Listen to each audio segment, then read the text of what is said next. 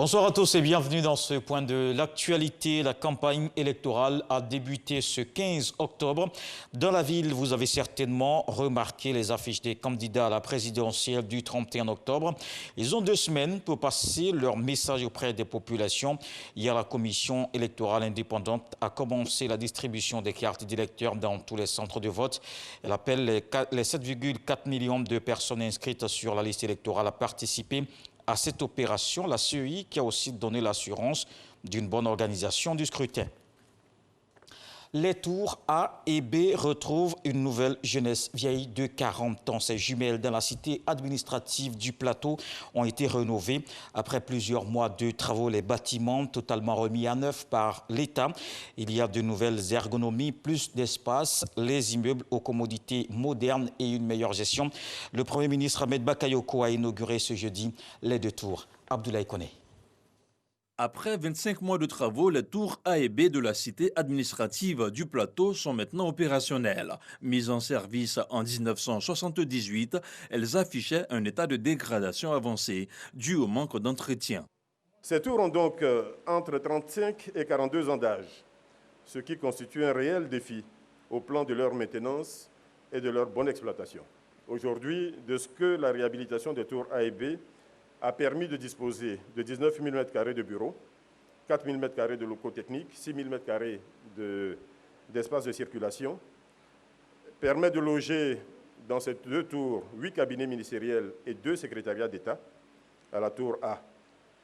Cette réhabilitation a également permis de mettre à la disposition de la Banque africaine de développement, la BAD, la tour B, ce qui a permis d'éviter la délocalisation de centaines de collaborateurs de cette institution vers d'autres pays membres. Les tours A et B sont hautes de 19 niveaux chacune. Leur remise aux normes a mobilisé une enveloppe globale de 77,5 milliards de francs CFA. Les travaux ont permis la création de 550 emplois directs et 1200 emplois indirects. Quelques instants plus tôt, c'est le chef du gouvernement qui avait procédé à la coupure symbolique du ruban.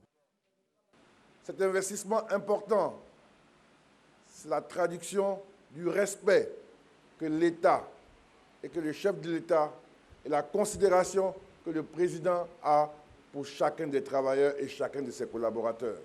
Monsieur le ministre, je veux vous féliciter pour ce projet ambitieux. Ce projet qui a un impact rapide et un impact concret dans les conditions de travail de nos agents. De faire en sorte que les agents des autres tours puissent bénéficier de la même qualité de prestations que leurs collègues qui sont à la tour A et B. De faire en sorte que nos collaborateurs qui travaillent également à l'intérieur puissent bénéficier de programmes de construction de mini-cités administratives dans nos localités.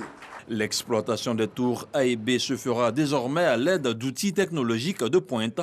En marge de cette inauguration, le Premier ministre Ahmed Bakayoko s'est aussi rendu sur le chantier de la tour F.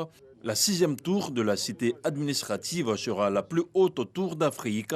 Elle s'élancera dans le ciel d'Abidjan, culminant à 283 mètres et sortira de terre après 4 ans et demi de travaux. Dans le reste de l'actualité au Mali, 3 jours de deuil national décrétés à compter de ce jeudi 15 octobre. Une décision qui fait suite à l'attaque d'un poste des forces de sécurité dans le centre du pays ayant entraîné des victimes civiles et militaires. Les attaques terroristes se poursuivent après la libération de prisonniers djihadistes, plus de 200 combattants libérés. Moins d'1 semaine après la libération d'otages maliens et occidentaux, les violences ont repris.